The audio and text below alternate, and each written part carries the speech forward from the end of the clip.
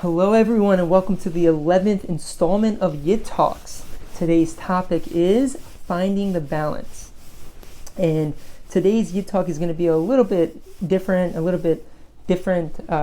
speed than the previous ones. It's going to be a little bit more meta, explaining a little bit more back to what my first videos described, which was sort of what success means for Yid Talks and also what my goals are here. And this came up through a conversation with a dear friend that I had today. And I thought that it was important to discuss for my own sake and sort of just to clarify what I'm trying to build here. And that really it's going to be revolving around the idea of finding the balance. Now, what's the, if something's balanced, it means there's things that are of equal weight on both sides. And for me, I'm seeing this project and this creative outlet of Yid Talks really combining, from one end, creating a platform for a possibly engaged audience, being able to interact with that audience over interesting topics, and creating interesting, unique, inspiring, insightful content alongside of that in order to give myself an outlet that I always felt was something that I wanted to do, which is to speak and to inspire. So that sort of creative side of it, and that even on that creative side is going to hopefully include some type of editing skills that I can work on, and also to find creative content as well. So that's all kind of on this side here, and that's sort of the artistic side of this equation. On this side is really the management and the marketing aspect of a YouTube channel. Let's face it, it's, no one makes a YouTube channel to remain in a state of, zero audience. The idea of growing an audience is important. And I think that concept is a hard truth for a lot of artists, including myself. I've gone through different artistic stages in my life, between writing and photography and digital artwork that I still enjoy engaging in. But I never wanted to, quote unquote, sell out by trying to make myself marketable. And I think that was a naive way of looking at one's art. There are a lot of good artists out there that choose not to market themselves in any manner. And I think that's commendable. And I think that that's, a path to take. And it's especially admirable if the person really doesn't, have a need to share whatever that artwork represents. For me, and I think for a lot of artists, they get to a place where they recognize that an essence of the art and the creativity that they are pushing forth, and it's God-given, is really something that is meant to be shared. It's meant to inspire. And I think a lot of the time when someone makes art, there's an inner inspiration that sort of bubbles, that gets that art out into the physical world.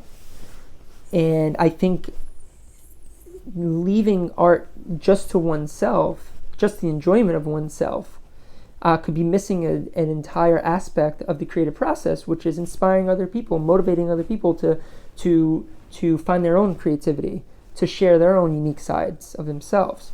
So, it was certainly a process of getting to that place of saying to myself, I want to have an audience.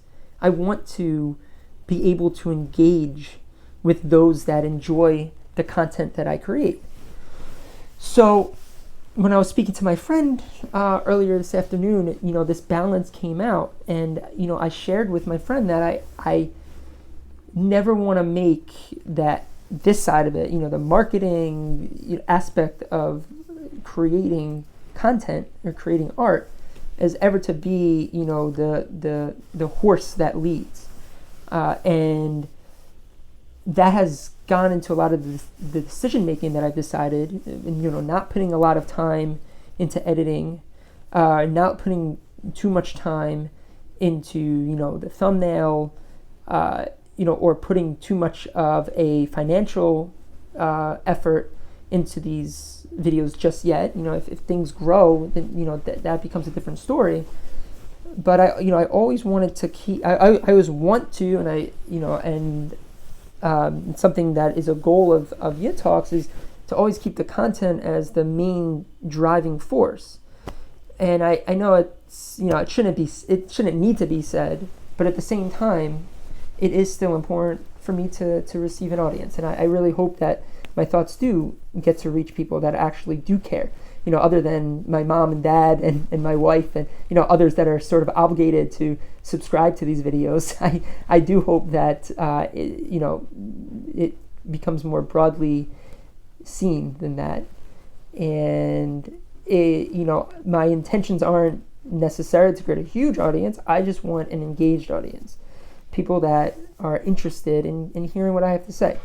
And so that's sort of the balance that I wish to create in terms of creating these videos, because it's not easy coming in front of a video. It's much easier to remain anonymous, and much easier not to put your face in front of the screen.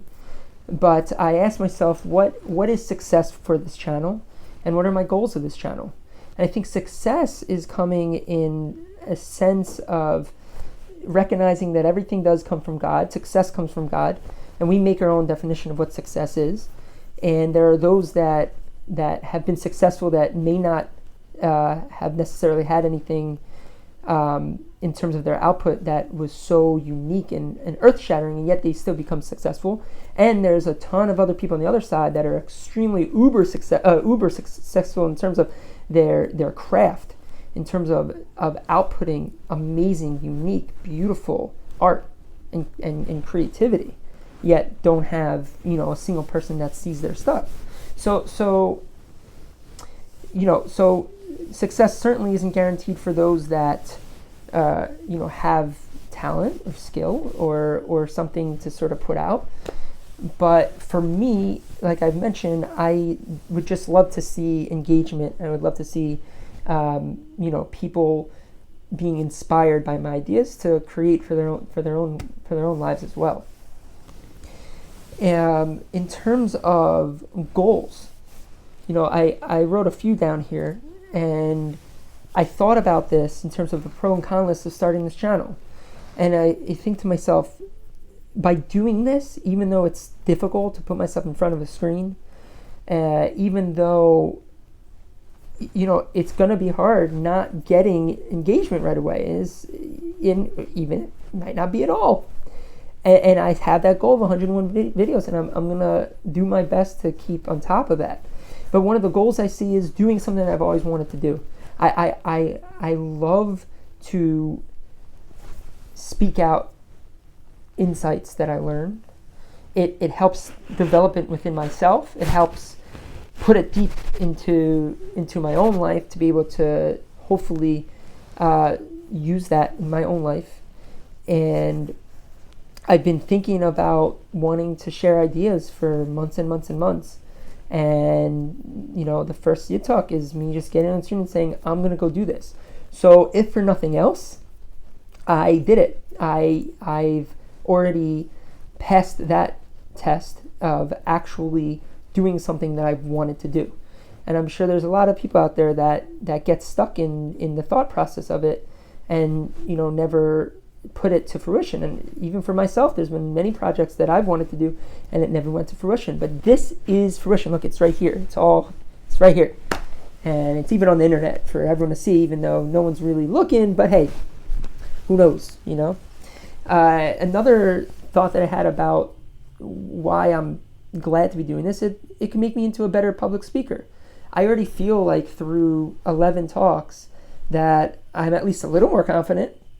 Yeah, I want to be more myself, and that's another video I'm going to speak about, is being more myself. I haven't shown myself yet, and that's something that I want to get to. I want to be able to be my true, or as close to my true self as possible on screen, which is, using, the talents that God has given me to be able to express myself in a way that I think people would enjoy. So, I'm still sort of getting more comfortable in that way. Another thing that I see as a pro to doing this is editing skills. Even though I haven't edited a single video yet, I'm planning to, and I'm planning to start working on that craft and seeing growth over time. So seeing growth over time with my speaking capabilities and growth over time with editing capabilities, and even that alone has so much value for my own personal life that I can't see a reason not to do this. Creating something, I have to create these talks, and that allows my that part of myself to come out. So that's also another pro. The only con I've seen that I've thought about is potentially losing some face. Saving face is probably the right term. I'm gonna embarrass myself in here. I've already embarrassed myself. Embarrassing myself right now. I'm rambling. I might be rambling. But that's probably good. That's a good lesson to go through, is embarrassing oneself, to lower the ego just a little bit. And that's really the only con. I guess taking space up on my phone, I guess that's another con. That it does take up space. But other than that, there's nothing really else that's stopping me. So I'm going to keep doing it. And that is really all I wanted to speak about tonight, other than one more little thing. That's the value of friendship. It was so nice to talk to this friend today, and it was encouraging. It was inspiring, and friends are important. We should all remember that. Even when things get tough, talk to a friend. It's good for all of us. All right. Take care, everybody.